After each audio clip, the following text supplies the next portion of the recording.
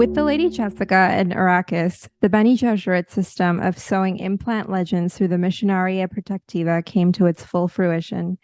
The wisdom of seeding the known universe with a prophecy pattern for the protection of BG personnel has long been appreciated, but never have we seen a conditionate extremis with more ideal mating of person and preparation.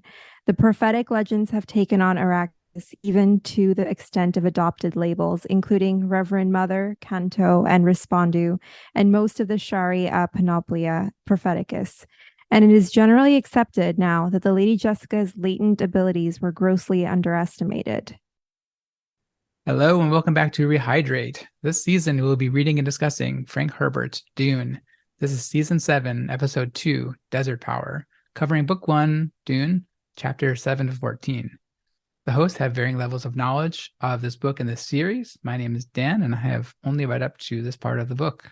My name is Talia, and I've read all of the Dune series, and I'm rereading the first book along with the podcast.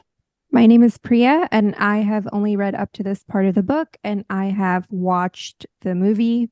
This is Amit, and I've read up to the current chapters, and I've also seen both the most recent movie and also the David Lynch movie many, many years ago. Just a quick follow-up section. So I know for me personally, I know last time I had a really hard time and complained about it a lot with the last section. So I did go back and reread it, and I actually found to be a lot easier. And I don't know if it's because of my reading device. I originally read it on my phone, which I thought was okay, but I think I just wasn't absorbing it. Maybe it was my environment or the actual device. But I actually went back and reread it on my Kindle, and it was it made a lot more sense to me. Maybe it's the fact that I did it after this podcast, but I also read the current chapter in that way. I felt like I digested it a lot better. This chapter in general, to me, was just easier to understand on first reading. I wasn't totally lost. I wasn't the last one. I know we talked about spoiling ourselves for the movie, and I watched the first 2 minutes of the movie just to kind of get a sense of what it looks like, but then it stopped.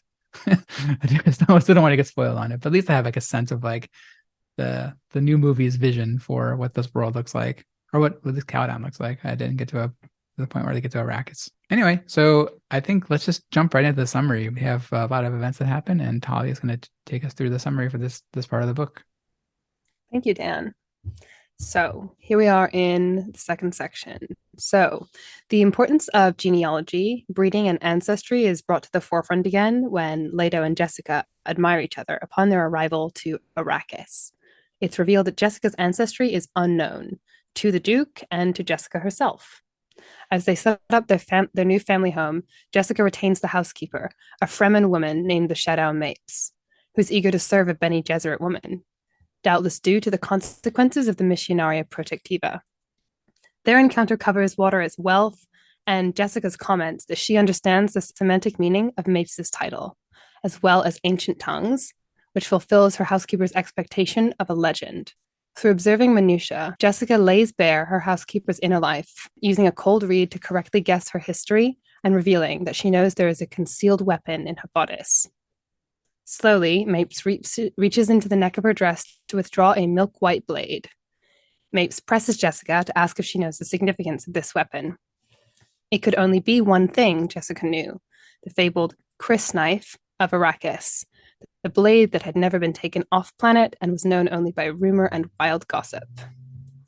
So with a distinct sense that she is still being tested, Jessica stumbles into the answer, that its meaning is a maker. She keeps her own counsel, but internalizes that the key word is uppercase, maker, so capital M, maker. So true to her word that the weapon was a gift, Mapes hands over the blade to Jessica, a tooth of Shai Hulud, a sandworm. Yui, straining under the pressure of keeping secrets from Jessica, has a short conversation with her that touches on the kidnapping and the potential death of his wife at the hands of the Harkonnens, as well as the life-prolonging drug, the spice melange. Jessica senses that he is hiding something, but hesitates just short of pulling it out of him, and departs to explore the rest of their new quarters. Deep into her explorations of the house, Jessica finds a door hidden behind a palm lock, supposed to verify the identity of the person seeking entry. Using her training, Jessica is able to distort the lines in her palm to unlock the door. She catches her housekeeper looking with resentment into the room beyond, and pushes the door open to find it conceals a water-laden greenhouse, housing non-native plants. Quote, every available space in the room was crowded with exotic wet climate plants, end quote. Not only is the room not sealed to reclaim moisture, the place is sustained by a constant spray of irrigation, and the glass that forms the walls is filtered to transform the appearance of the Arakeen sun into a softer, yellower star. Jessica estimates that this pleasure room used water enough to support 1,000 persons on Arrakis, possibly more. On a leaf, she makes a discovery, a note beyond the Harkonnen sphere of influence from the Emperor's former proxy, which contains a hidden message. Using a second coded system that evaded even Hawat, the trained Mentat, Jessica finds this message. Your son and the Duke are in immediate danger. A bedroom has been designed to attract your son. The H loaded it with death traps to be discovered, leaving one that may escape detection. The threat to your Duke involves defection of a trusted companion or lieutenant. The H planned to give you as gift to a minion. To the best of my knowledge, this conservatory is safe. Forgive me that I cannot tell more. Paul, having palmed Yui's sleeping tablet, retires to his room, which is fitted out with all the smart automations allowed within the confines of this technology-free environment. With a desire to explore, Paul slips out of bed and is almost immediately confronted with a hunter-seeker, a common assassination weapon. It is controlled remotely from a close distance and relies on motion to target its prey. Paul's trained immobility saves him, and he is able to seize the thing out of the air and crush it as the door opens to reveal the shut-out Mapes. She interprets his actions as saving her life. Thus, she tells him that she contractually now owes him a water burden. To pay off her debt, she tells Paul that the Fremen know there's a traitor in their midst. The Duke, meanwhile, is shoring up the operations of the spice collection on planet.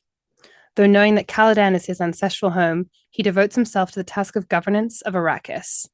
He instructs Gurney to retain the spice drivers, weather scanners, dune men, any with open sand experience, with a 20% wage increase. Like the Lady Jessica, the Duke is able to convey with his members and subordinates non-verbally, a slap of the arm here, a signal there, which duties to prioritize and sanction. This position he holds requires levers of propaganda, performance, and politics. While acting, he's aware the whole time the Harkonnens have made an assassination attempt on Paul. Finally, in the meeting room, the aroma of Rakag stimulant fills the air as Duke Leto invites Paul to his first full-staff chamber meeting. He and Paul consider the matter of Hawat's failure to catch the hunter-seeker, but ultimately both agree that Hawat's training saved Paul, and the Duke refuses his resignation, graciously telling him that his only failure was overestimating the Harkonnens, as the device was so simple. Whether he is feigning or has actually relaxed, he does not let any of his anxiety at the attempt bleed into the meeting. His men report the population of Arrakis and shrewdly plan whether the Atreides and the Fremen can establish a relationship of trust. It is revealed that the Fremen conduct widespread smuggling operations. Duke chooses not to fight this, but grants amnesty as long as he receives a tithe. This maneuver is not unexpected, but when Halleck points out that the Emperor is jealous of all spice profits, the Duke reveals the rest of his plan. He will openly declare the tithe as part of business operations and deduct from the support costs, defying the Harkonnens to object to this legal business and cutting out the officials who concealed Harkonnens' secret profit skimming. We also were introduced to a couple new characters this time. We had a lot more in the first episode, but we did have some new ones here. Shadow Mapes, the head servant of the household inheriting from the Harkonnens, whose name signifies Well Dipper. Lady Fenring, a Bene Gesserit lady who was married to the former proxy to the Emperor before the Atreides. Count Fenring, a friend and advisor to the Emperor who served on Arrakis before Atreides.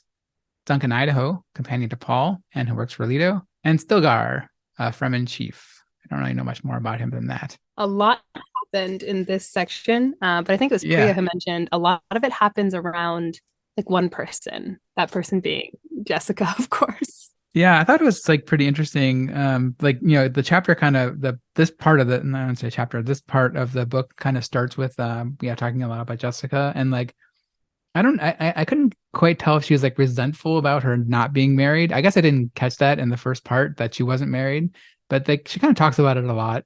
And even when she finds out the lady Fenring had been married, she's like, oh, she's married, huh? I don't know. It seemed to be a pretty big deal to her. Yeah, I missed that completely in the first episode or whatever that we read. And it seemed to come up a lot more this time. It was setting something up. I don't know, this whole book feels like set up to me. So I think there probably just wasn't time to set up the implications of being a consort and not a wife, I guess. But yeah, I had the same response to that. I think it's very interesting and also a little bit confusing. And I wonder if it's meant to have us asking these questions of what is the status of a concubine, as she calls herself, in this society, because there is something we find out, which is that she was bought by the Duke, and she describes herself as the concubine, which is kind of it matches what our perception in our world would be of what a concubine might have been in olden times. But at the same time, you see how she has all the respect from the people around her as if she were the Duke's wife, just without being his wife. And the fact that she isn't his wife, so far as we have seen, seems to affect her more than it affects the perception of the people who treat her a certain way. So that makes me wonder, does someone who is a concubine have a higher status in this society than someone who would have been in her position in like olden times? Well, there's significant evidence for what matters in this society. You know, we see it in the very beginning as Leto and Jessica are looking at each other. You see it in the opening quote from Frank Herbert about people's abilities. And we saw it in last episode where we saw what the Bene Gesserit do. Like, they sift through people. So I guess I would ask, is it important to them who is, you know, holding a title? Maybe, but it seems a lot more important to them who is breeding and who's in control of that breeding. And Jessica has a strike against her because she was supposed to have only daughters and she had Paul. But the fact that she is still starting a family and making children with the Duke means that she's still basically following what this society is, you know, obviously working within those rules. She also seemed like particularly proud of like when the Shadow Mapes like asked her like, you know, does they have a wife? And she was like, no. And in fact, I'm the only person that she's with, right? You'd think like a person as a concubine would have like a lot of concubines, right? Like, I think you're thinking of a harem, Dan. Maybe, I don't know, but like I think of a concubine as like a, you know, someone on the side. Let's talk about that interaction with her and the Shadow Mapes. Like, yeah, that was gangster. I mean, she does so many cold reads. She's in the middle of an interview for a household servant, and suddenly she's busting out like all these hunting languages and telling the future. Yeah, she also comes off as having a lot more powers, like superpowers in this section. You know, you kind of got the sense from the last one that like, oh, they can do, you know, some crazy stuff. But this one is like, yeah, she busted it out and like was able to like read her mind and see that, I don't know, read her mind or I don't know, whatever it was, like to clock that she had a knife in her bodice there. And then she also knew all those like all those like ancient languages, and maybe not ancient, but all those languages that they knew. And then she knew about some kind of prophecy, I guess, around the knife, and she knew about the knife. Yeah, not to mention like biological powers too. Like, she could get into your touchscreen iPad. She can change her palm print to get into a door. Like, she's definitely pretty powerful, wife or not. Yeah, I mean, I don't know if that's the case for like all Bene Gesserit or just her, but yeah. Well, it is implied. It is implied that other Bene Gesserit seem to maybe even have more powers than her, because later on, Yue says that he recognized that she didn't have the ability to discern truth. Yeah, the truth sense. So his wife apparently has that ability, so he knows that it exists, and he recognizes that Jessica doesn't have it, but still he thinks it's best to be careful around her with matters concerning the truth, because she still seems to have the ability to sense when something is off. Yeah, it's interesting. You can't like see through him, right? like maybe it's just because we know he's. I mean, from the introduction quotes, like that Yue is a traitor, right? So and he also says it in his head all the time, like and so we know what his motivations are. But it's interesting that he could see right through the Fremen, but he can't see through, or she couldn't see through Yue here. Yeah, I guess like going back a little bit to the actual like single concubine. Like there's also another mention, why she never got married. I think there's like two different reasons, right? That one that she says is for like political reasons. So the Duke can like leave himself open for marriage, political alliance via marriage at some point. Like he might never do it, but like that option is open to people to like be more inclined to negotiate with him. And then also like the Duke also says to Jessica, like, well, if we actually got married, you had to do all these like formal things that you'd probably hate. Right now you had to like sometimes be around me, but like if we were married, like you'd have to oh, stay you with become me. Princess Diana. That's the problem. Saying. Although it seems like that's just a thing that he like tells her and himself as like an excuse for like many larger reasons for why he hasn't married her. But I also find it very interesting, her quote to Yue when he kind of weirdly openly asks her why she didn't just like compel the Duke to marry her with the powers that she has. And she says that motivating people, forcing them to your will, gives you a cynical attitude towards humanity. It degrades everything it touches. If I made him do this, then it would not be his doing. So I found that really fascinating because she seems to have a very keen awareness of where she should draw a line or place limits upon herself for her abilities. That she has a very strong sense of morality that surrounds her abilities, that she doesn't want to just force people to her will, even if she has the ability to do so. And I mean, it speaks to the fact that there has to be a degree of love and respect between her and the Duke, or at least from her side, that just prevents her from doing that. So that was a very interesting way of, just hearing her say this out loud to Yue, who's just asking this question where it might not be his place to ask such a question. It was also kind of surprising, like how the relationship between the Duke and Jessica is pretty cold. Like I know, like she didn't give him the right sex of kid. Other way around, Dan. She disobeyed the Bene Gesserits and did give the Duke what he wanted. Oh, was that what it is? Oh, maybe I misunderstood.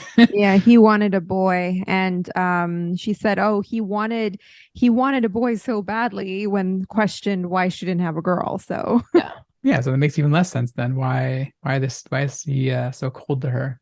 Maybe it's just like his position, right? And he thinks he has to be. It's just royalty, I guess.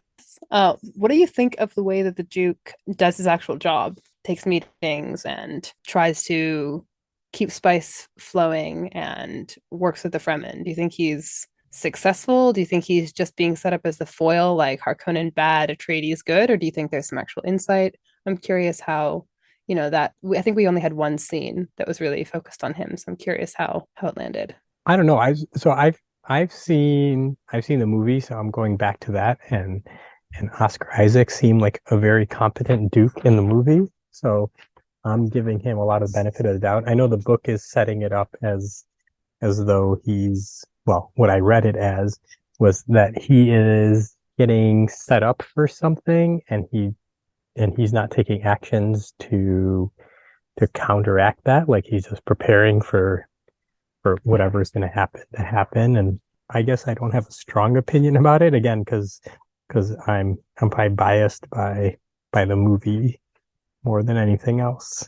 Maybe I'll ask Dan, since his mind is more pure, hasn't seen the movie. But like, just because we were spending some time talking about Jessica talking about the Duke and people speculating about the Duke and Paul thinking about his father, and we only really get this one scene, this like all staff meeting, to actually see the Duke taking actions in his own life. So because it's much smaller than the time we spend with Jessica or Paul, how do you think he's doing in his job? Do you think he's being set up as effective? Do you think that these policies he's trying to enact will work?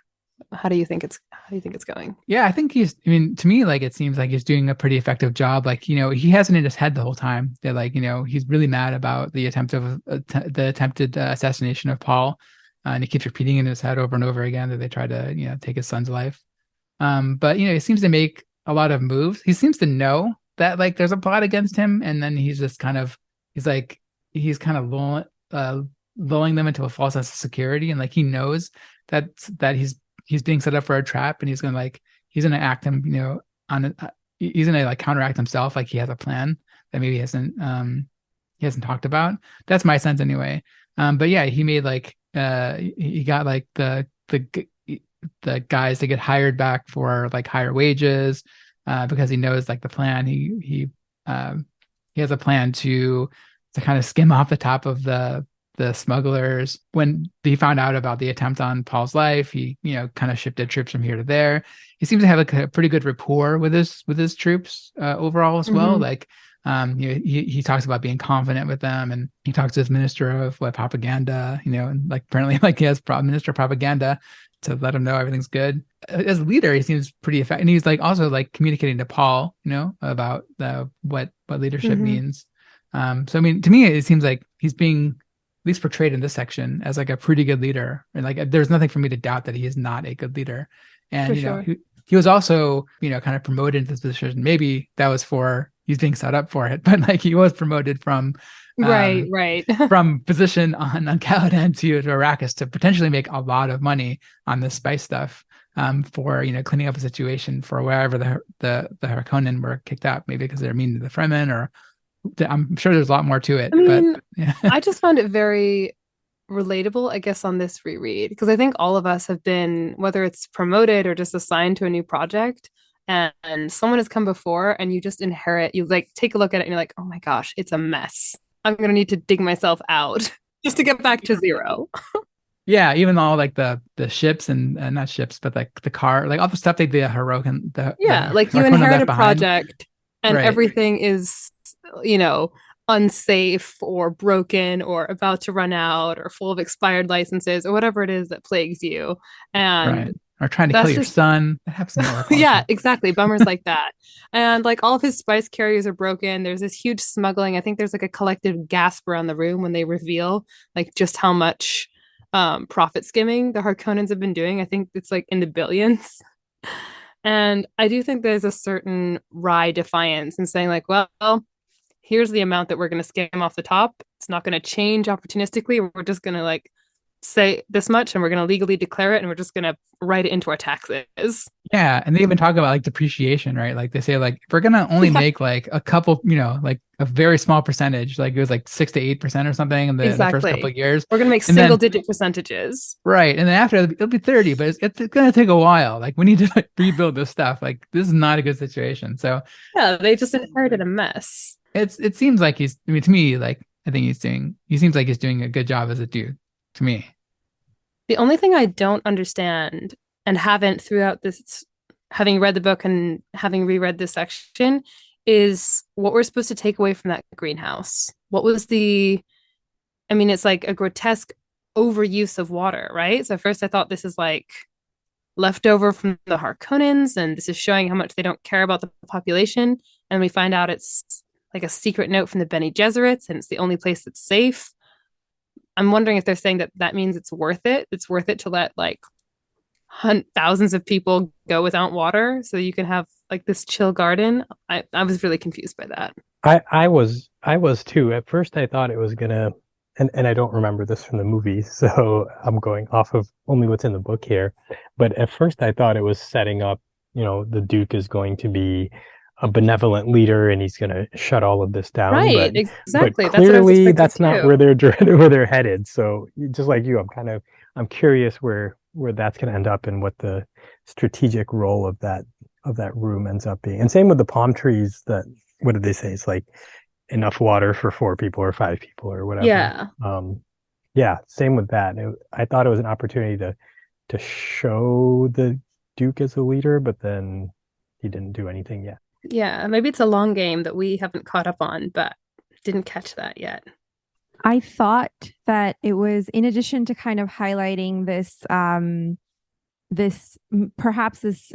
disconnect between those who are wealthy and those who actually are the natives of the land who have to survive off of like the bare minimum water, and so much so that water is sacred to them. It's embedded in their language as like something that is almost like akin to religion.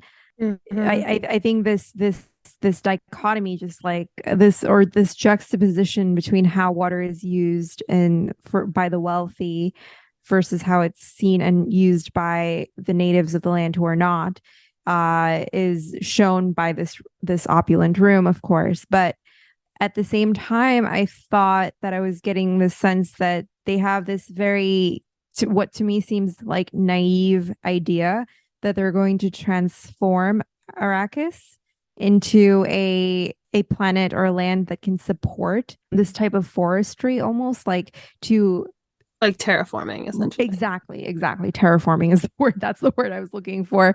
So to me, that garden almost seemed like it was experimental to see how they can manufacture conditions that can support these water-loving plants, and to see if they can create this, like, I guess, on a macro scale on the planet.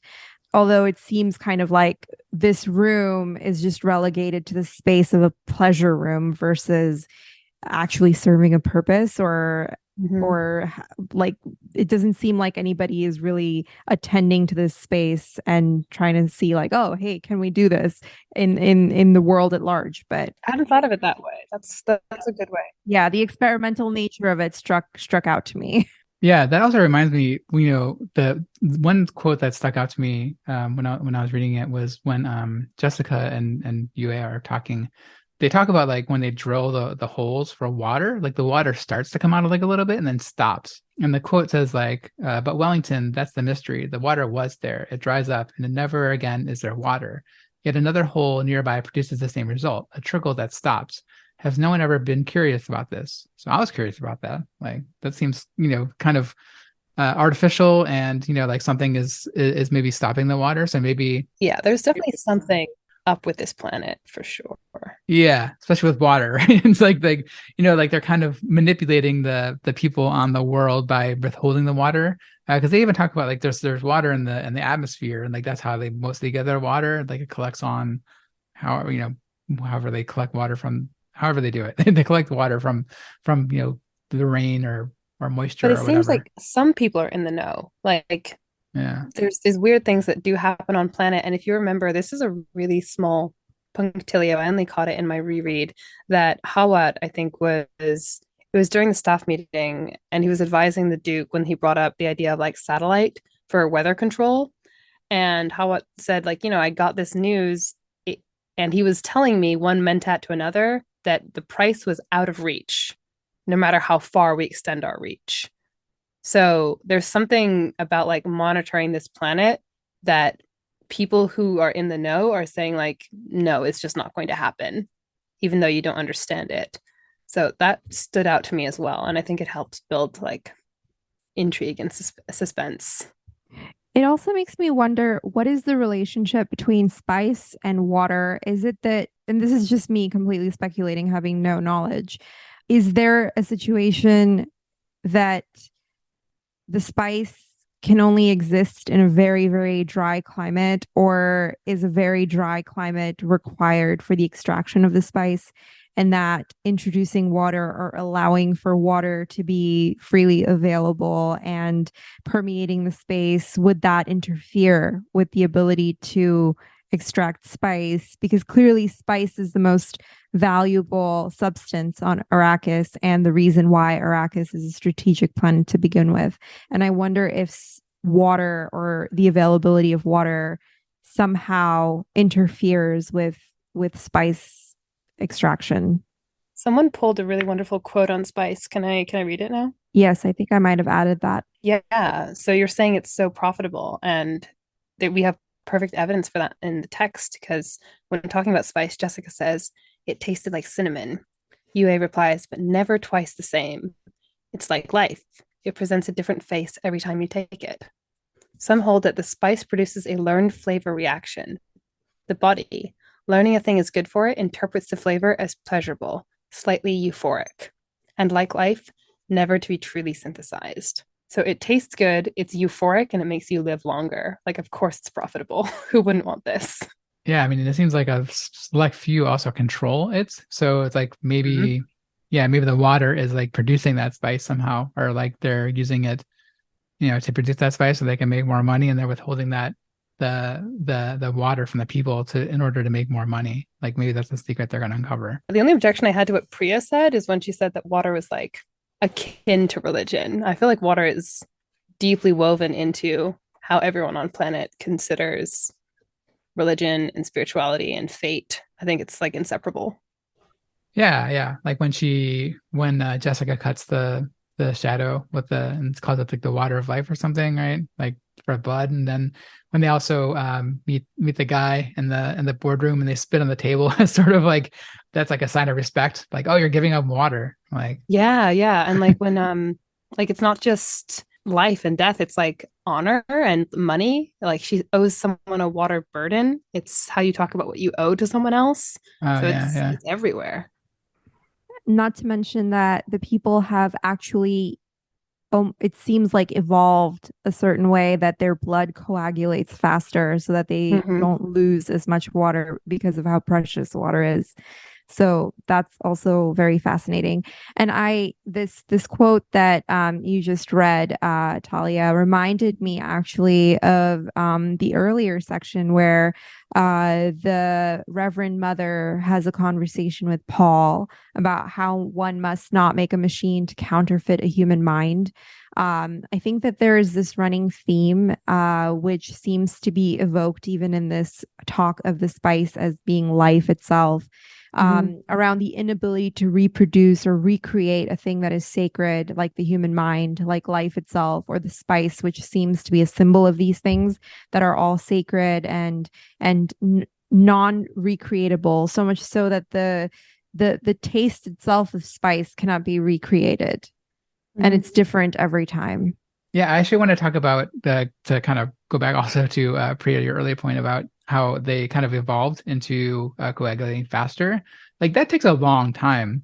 So and has this been happening that long where the people on the planet actually changed, or were they kind of genetically manipulated? Because we've seen like some weird genetic manipulation of people. So like maybe they were manipulated into being able to survive in this because they're kind of using that population. I don't know. It just seems kind of weird to me that line there, that they evolved already. That's true. And we also know that their eyes are different from like normal people's eyes. What I did gather from all these descriptions of the spice and this emphasis in this section on its value is that definitely seems like the substance that you would totally go in and exploit the native or indigenous people of a land to be able to get from them. So that sense is very much there. It definitely seems like like an analogy to like oil or diamonds or something valuable that like is on land that rich people want to get to exploit the poor people on the land. Yeah, I thought of the blood diamonds in Africa when I read that part of it, where you can exploit the local labor force to do those things for you. Or I don't know. I'm sure there's lots of other examples in Africa because Africa's been exploited for a long time. Yeah, and I think it's no coincidence that it's a dune, a sand-like planet that is pretty hostile environment to people who are not accustomed to living in anything but the most comfortable conditions.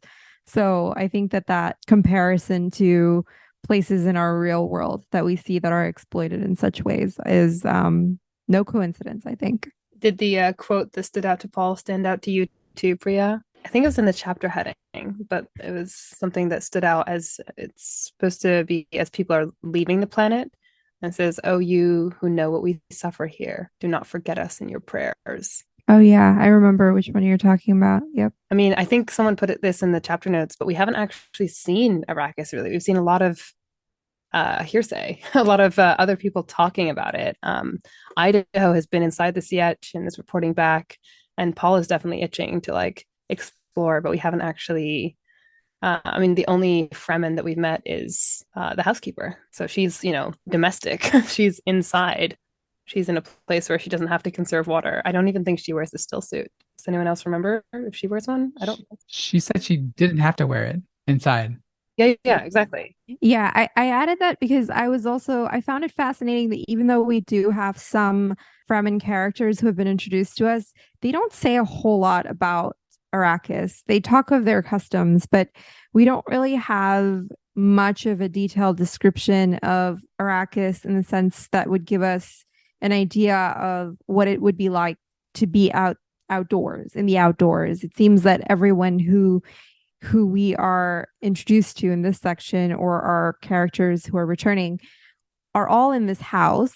They're protected from the elements, it seems.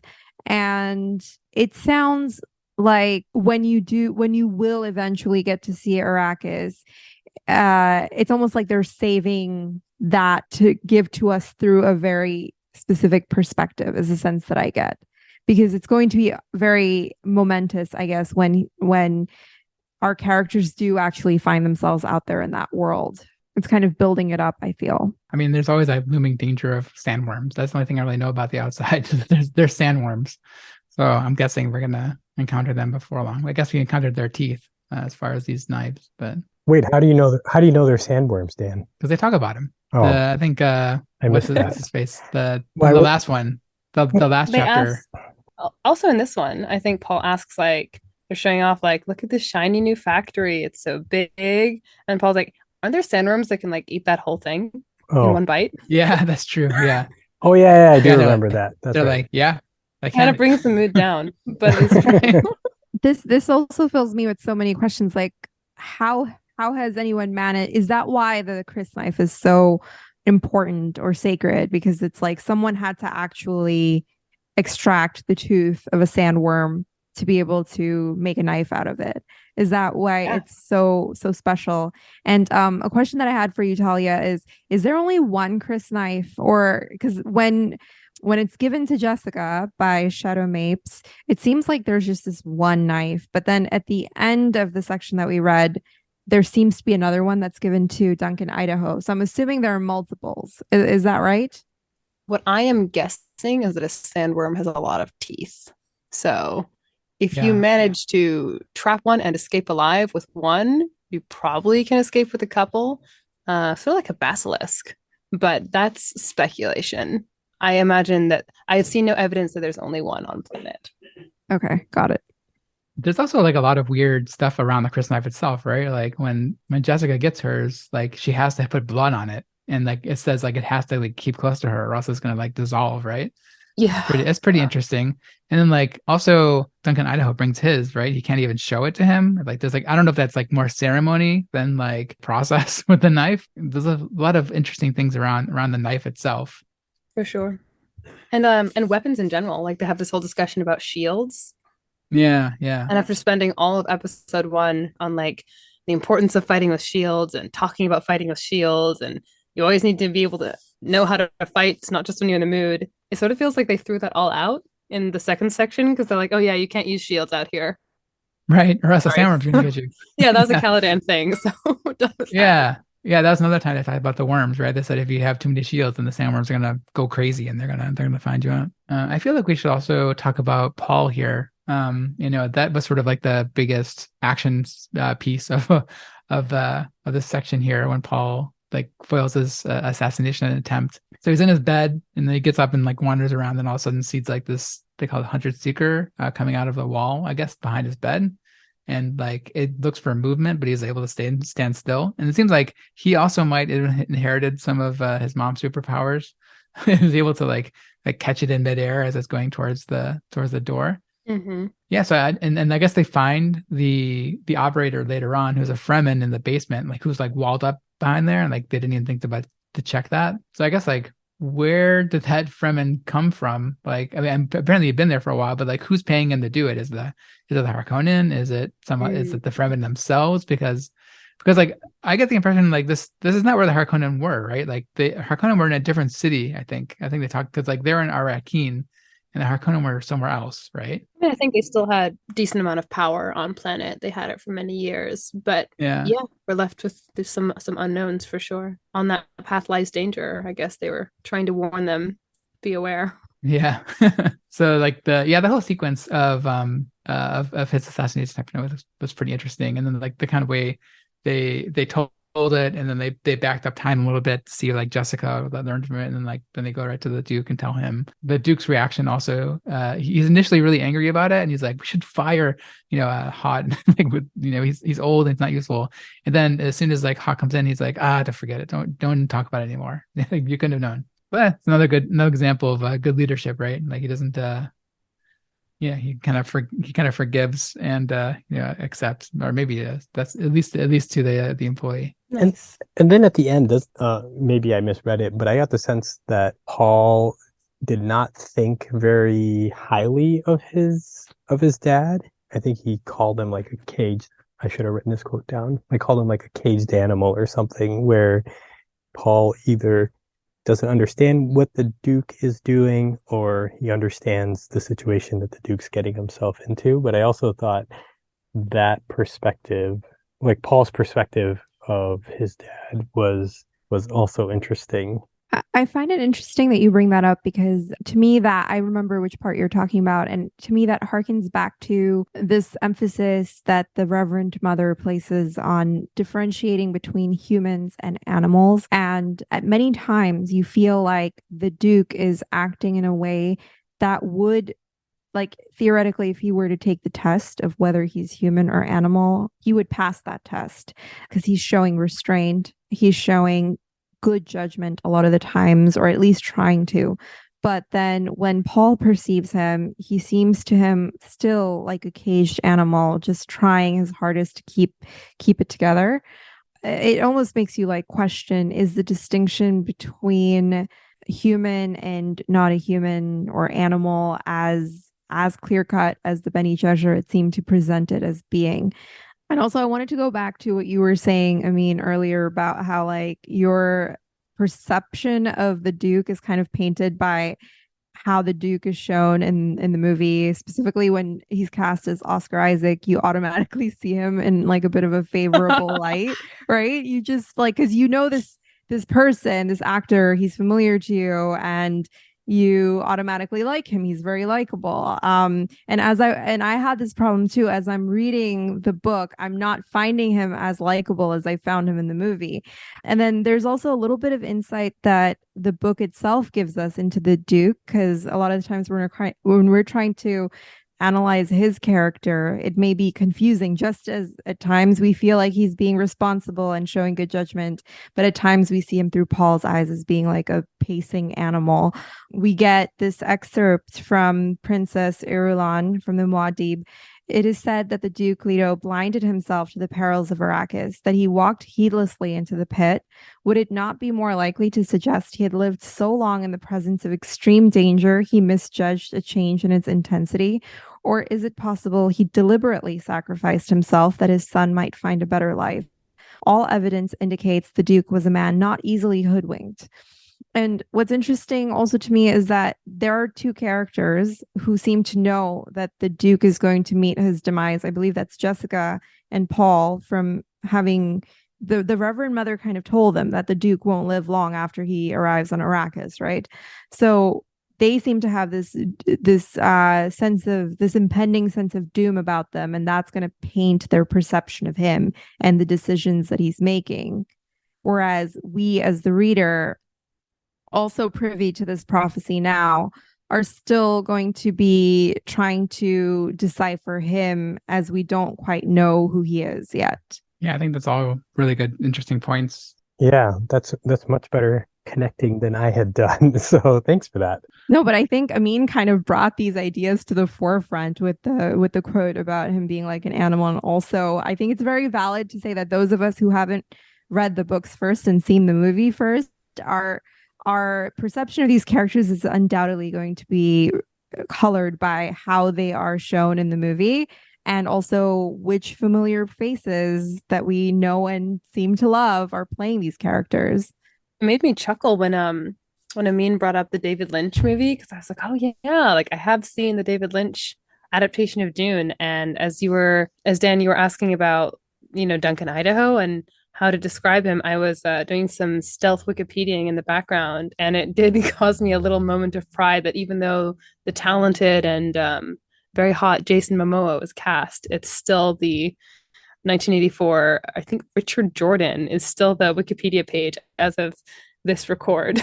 So it still has some staying power. The last thing I wanted to bring up, or the last point I had wanted to bring up that I thought was really interesting, the note to Lady Jessica that she found, and specifically like when the fact that it's like coded and has like on that path lies danger, and then like that's kind of like a trigger word to her, like, oh, like that actually that means like there's like a secret note.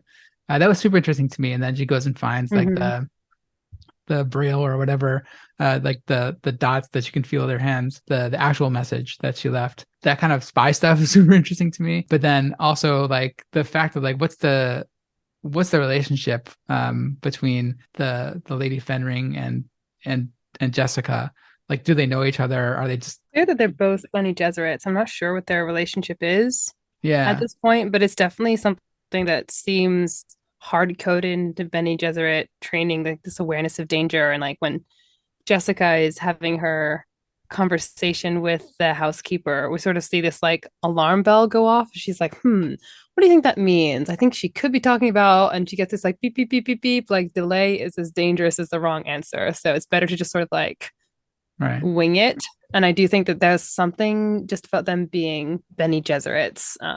But yeah, I had the exact same sense reading the note and thinking about this section for my closing thoughts as well. I think since we're on the subject of Jessica again, I would like for my closing thoughts on this to be the quote that we have again from the Muad'Dib in one of the chapter openings. And I'll read that. What had the Lady Jessica to sustain her in her time of trial? Think you carefully on this Bene Gesserit proverb, and perhaps you will see.